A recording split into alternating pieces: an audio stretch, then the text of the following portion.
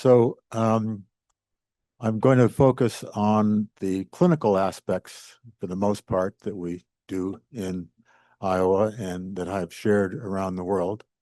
And for time constraints, I'm not presenting everything. I'm just selecting some of the examples of the counseling that we do. And I try and start patients off with a group session. So we have lots of patients coming in with their tinnitus and or hyperacusis. And I tried to let them start with a group session and bring in their partner as well, because it's very important for them to see they're not alone. The other people also have this, and other people are going through the same problems that they are going through. So that group session is an important part. So I'm skipping the group session and so focusing here, again, with time constraints, for starting off with our tinnitus activities treatment. Our tinnitus activities treatment focuses on the 4 different areas that can be affected in tinnitus patients. Not all of them for everybody, but these are the 4 topics that we've developed questionnaires and counseling strategies for. So thoughts and emotions, hearing. In addition to their hearing loss, the tinnitus can also interfere with their hearing ability, sleep, and concentration. So we have questionnaires that are going to determine which of these areas they need help with and which they do not need help with. So after the group session, we try and focus on one of these areas per counseling session. So they come in for an hour or an hour and a half, and we focus, for example, on thoughts and emotions only. And they go home with homework. They come back, we go over that homework, and then we start the next session on hearing or on sleep, whatever they're affected by. So they've come back and we continue on. So we have a strategy that we use in this tinnitus activities treatment that sometimes goes over several weeks or several months. So this is an example. Again, I've shortened this for the presentation here. So thoughts and emotions. Where do you want to start? So it's important to listen to the patient to see where they're at. They're all different. They all have different experiences. And one of the important things for a clinician is to be a good listener to understand the individual challenges that these patients are at. So tell me about your tinnitus. How is it affecting you? What's happening in your life? So we can help you with your hearing loss, and we can help you with tinnitus. It can have effects on your attention and your emotions. We are hoping we can change your reactions, and we're also going to give you some homework to do as well. So we start off often with an explanation of how we hear. So again, I'm just showing some of the slides, but hair cells and nervous activities going up to the brain. And so even in quiet, there's some activity on these nerve fibers, thousands of nerve fibers, and the brain doesn't hear anything. When we say a word like table, many of those nerve fibers are activated. If we hear a cricket sound, then there's different activities on nerve fibers, and the brain has actually interpreted that as different sounds. So what happens with tinnitus? Well, there's a sound going on in your ears or in your head. It's different in different people. You're not alone. Lots of people have this. You probably have friends or neighbors that also have tinnitus, but you don't know that. So many different causes. The most common causes are noise and aging. What do you think caused your tinnitus? Again, we interacting with the patients and being respectful and listening to where they're at. Well, it's very common. Probably 1% have really, really bothersome people, and 30% of the population over the age of 60 has tinnitus. So you probably have friends that have tinnitus, but you just don't know that. So again, we go back to the hearing nerve, and even in people with normal hearing, there's some spontaneous activity on some of those nerves, and the brain doesn't hear anything. When you have hearing loss, you lose some of those nerves. You don't have tinnitus, and sometimes the activity is decreased. But when you have tinnitus, on some of those nerve fibers, the activity is increased. And the purpose of this part is to explain to them that there is something going on. They're not making it up. There's some activity on the nerve fibers that has been increased, and their brain's doing what it's supposed to do. The brain is interpreting that activity as a sound. So that's tinnitus. So we also talk about attention. So there's different types of attention. Some things capture our attention, and our emotional state has an effect on our attention as well. So, for example, we touch things, we can smell things, we can taste things, we're hearing things. All these things are competing for our attention at the same time. Some things grab our attention. So, for example, if a police car is driving by and there's a siren, we're going to focus on that. There's still activity going on in our brain from these other sensory systems, but the important thing, as we interpret it, grabs our attention. Tinnitus does not make you deaf. It doesn't lead to senility. It's not a sign of mental illness. But the more you think about your tinnitus, the more you think about your tinnitus. So people can become preoccupied with tinnitus, particularly in the early stages. So our goal here is to change your emotional reactions to your tinnitus. So the doorbell rings. You're hearing a sound. Okay, no big deal. It's just the doorbell ringing. The doorbell rings, and there's a fire next door. The doorbell rings the next day, and there's been a car accident outside of your house. The next day, the doorbell rings, and a tree has fallen from your house, has fallen on the neighbor's lot. The next time you hear the doorbell ring, you're anxious about it. 2 weeks go by, and the doorbell rings. Someone has sent you flowers. The next day, the doorbell rings, a friend arrives. The next day, the doorbell rings, someone has sent you a present. The doorbell is happy. So it's all the same sound, but your expectations and experiences with that sound are going to affect how you interpret that sound. Okay. So tell me about the thoughts that you've had. What's your experience with your tinnitus? How are you thinking about it?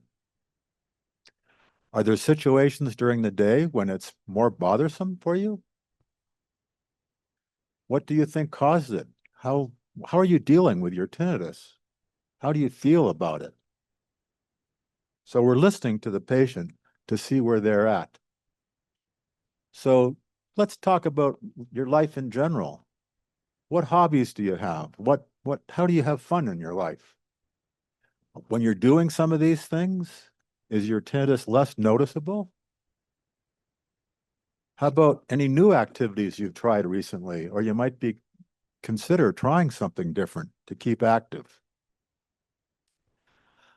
Another approach for helping people is to reduce the contrast between tinnitus and background sounds.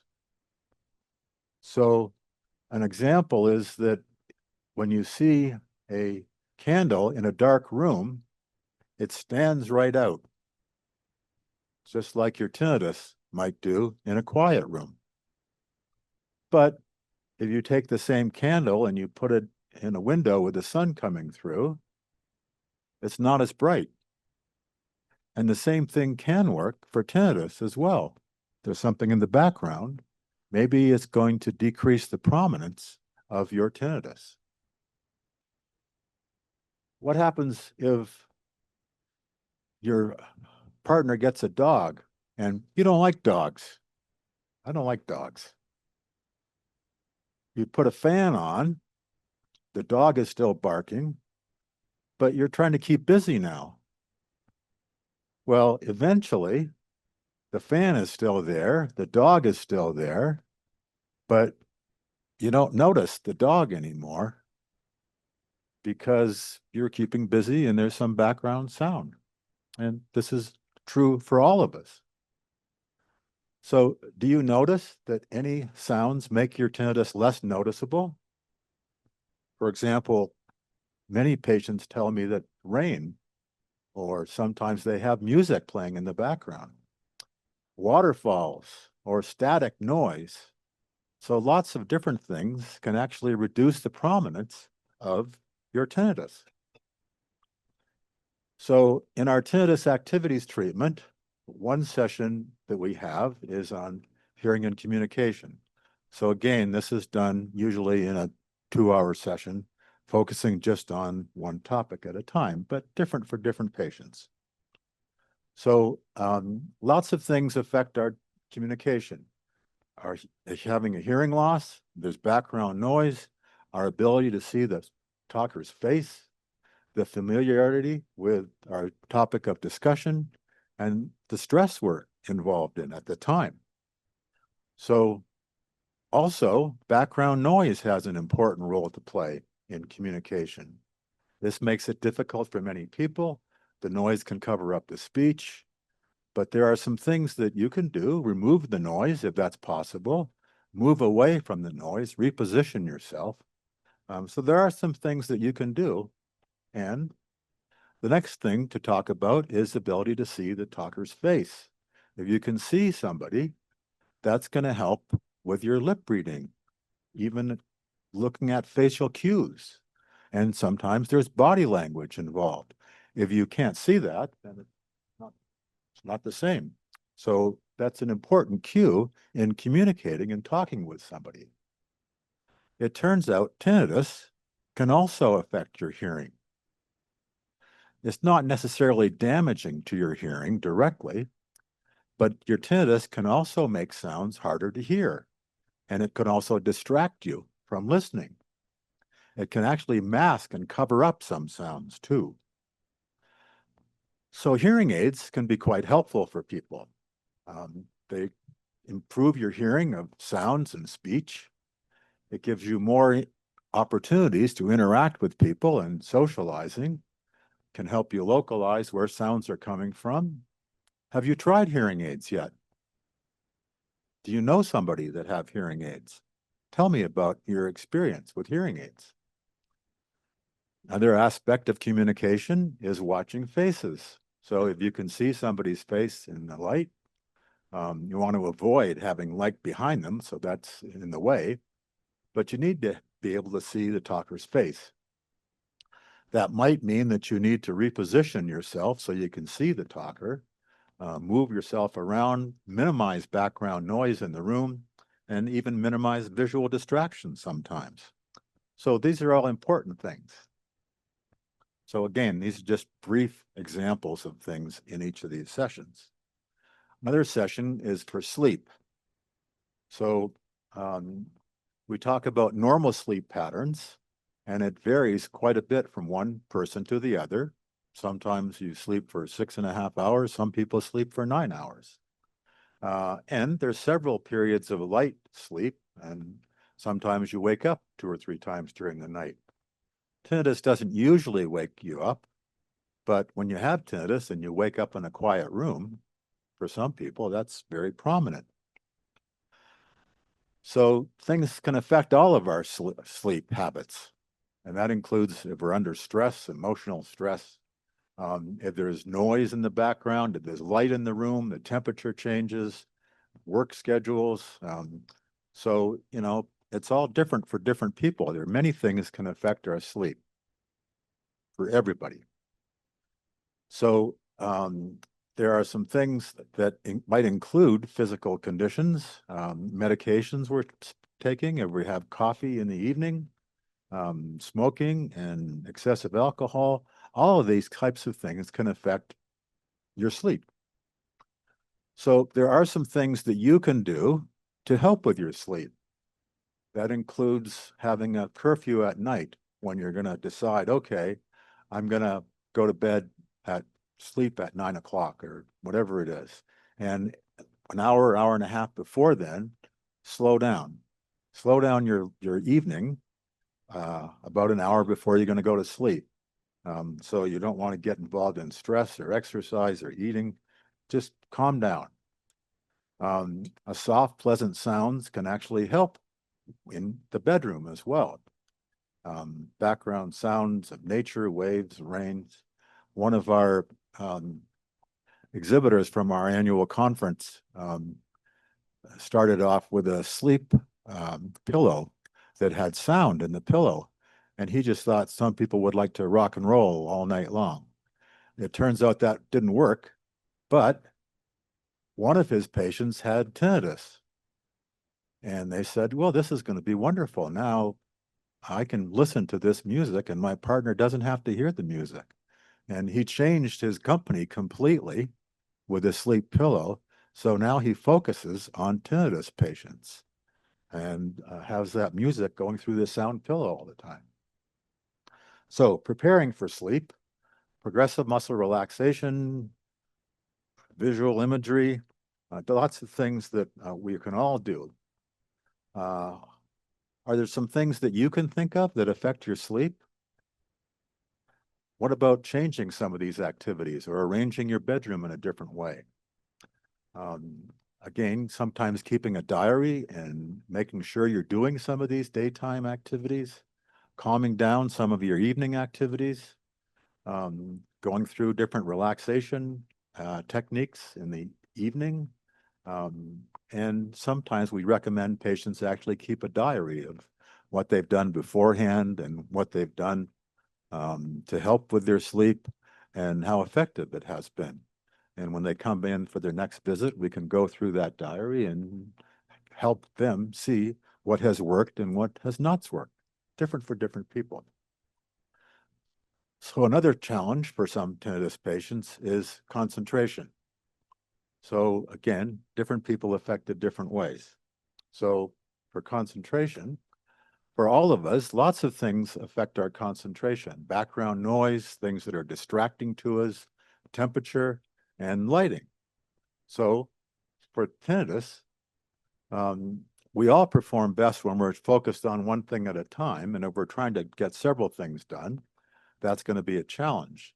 And if the tinnitus is there in the background and we're thinking about and focusing on the tinnitus, it's not unreasonable that the tinnitus is going to be distracting and affecting our concentration. So it's quite reasonable if you feel like you're not focused as much now that you have tinnitus. So there are some things that you can do. And sometimes that just means that, okay, it's just tinnitus. It's not good or bad. It's just a sound in the background. It's not that important. Eliminate other distractions. Stay focused on some things when you're trying to work. And that might mean changing your work habits so that you have background sound on, so that you're doing one thing at a time. You read things out loud, different for different people, but reducing the prominence of the tinnitus. But you have control over your attention abilities. You have control. Staying focused, actively participating in something, asking questions, interacting with people, sometimes just repeating the information and organizing, keeping track, maybe writing down, focus some things so that you're staying actively engaged in the concentration so that the tinnitus is not so prominent. Background sound, again, can be very, very helpful in concentration. So that can mean having a fan on in the background or some music on in the background, just something going on so your tinnitus isn't standing out and you're not going to be as distracted by the tinnitus because the tinnitus is not as prominent anymore. So you're able to concentrate better. So your concentration, again, is under voluntary control and you can focus on the tinnitus. And when you're doing that, your tinnitus distress will be less when you're able to concentrate and take control of that. So we give some lessons and examples in the clinic with this. So we can say, listen to the noise of the fan in the background. Now see if you can listen to somebody out in the hallway.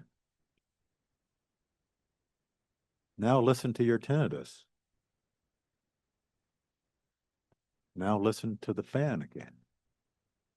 So the idea is to give people control. They're not being overwhelmed and lost control because of their tinnitus. And when they're listening to the fan, they're not listening to their tinnitus. So pay attention to the sound in the room, switch your attention to the tinnitus, switch your attention back to the sound, and practice paying attention to other sounds. When you're doing that, you're not going to be focused on your tinnitus. So, sometimes that means using background sound to make less prominent, even in your everyday life. And so that could be in your bedroom, it could be in your office, it could be in your living room. Just having some background sound can help. And practice focusing your attention. And again, when you're focused on one thing, it could be a visual thing, could be on sound, it could be your tinnitus. You could play some sound and read. So you can try some different things, keeping track of your ability to take charge of what you're listening to and what you're focused on. So hearing aids for tinnitus. Well, it turns out that when we just ask people that have tinnitus, it turns out that some people, that hearing aids make the tinnitus worse. It maybe the hearing aid was set too high or there's too much sound. But the interesting thing is that almost half of the people that get hearing aids say their tinnitus is not as bothersome as it once was. They can hear better, which is one of the challenges of their tinnitus. There's some background noises being amplified, and they're able to communicate and socialize better. So hearing aids are very, very helpful for tinnitus. Improving communication, reducing stress, amplifying background sounds, distracting them, and also using partial masking. Sound therapy, okay? This treatment for sound therapy was developed by Jack Vernon, and Jack told me many years ago that some person, he was doing animal research on tinnitus, and this patient contacted him and took Jack to a little small park in the city where there was a fountain. And he said to Jack, "This is the only place where I don't notice my tinnitus." And that was the beginning of sound therapy for tinnitus. Jack connected with a company. They produced wearable sound therapy devices. So that was amazing. And so again, we're trying to show the patient that they're not making it up. There's some activity on your nerve, and that's causing you to hear something. This is what it might look like if you hear ringing. When you put in noise, it's more random, and that ringing sound, the periodic sound, doesn't stand out. So when you use a little low-level noise, that periodic sound doesn't stand out the way that it did before. So it might actually be a very useful thing to have low-level background sound, partially masking your tinnitus. There are different kinds of sound therapies, different in terms of the level that's used, different in terms of the quality of use. Sometimes they're used in different strategies for changing the tinnitus or actually reducing the tinnitus. And different theoretical mechanisms have been involved, changing the brain in some way or occupying those nerve fibers, as I mentioned. So different approaches here. One of them is called total masking, where you increase the level of the noise, background sound, so it completely covers up your tinnitus. You don't hear it anymore. And that can be effective for some. Some people actually do that. Partial masking, you hear the background noise still, but the loudness of your tinnitus is reduced. So that can be helpful as well. So here's an example we use with the patient in our tinnitus activities treatment. This is level and this is frequency. And here's your tinnitus standing out on its own. If you put in a noise that covers up all the frequencies, it covers up your tinnitus. You don't hear it anymore. This is what we refer to as partial masking. So you have noise, but it's not as intense, and you can still hear your tinnitus a little bit, but the loudness is usually reduced. So partial masking is good if people are bothered by high-level noise, or if complete masking requires high levels. You have to be careful with sometimes using the sound therapy, because people can try and focus on that and keep it at the same level and move around. And the more they're thinking about their tinnitus, the more they're thinking about their tinnitus. So the idea is to have some background sound and move on. So lots of options these days. Noise modifying the spectrum, combination tones, music, processed music, spectrally adjusted based on the audiogram, and some notched noise and even music based on the pitch match frequency. Lots of non-wearable maskers in the office and workspace, even in the bedroom. Sometimes we tell patients to put noise in their bedroom all the time.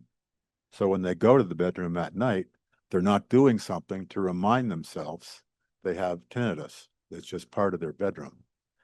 Music players, there's all kinds of apps on cell phones these days, and just having a fan on can be very helpful. So I'll just mention that we're going to have our next annual conference on tinnitus and hyperacusis in Iowa City at the University of Iowa. We haven't picked the date yet, but it'll be probably in August. And we always have a square dance in the round barn that I'm restoring as well as part of the conference. Okay, any questions on this part?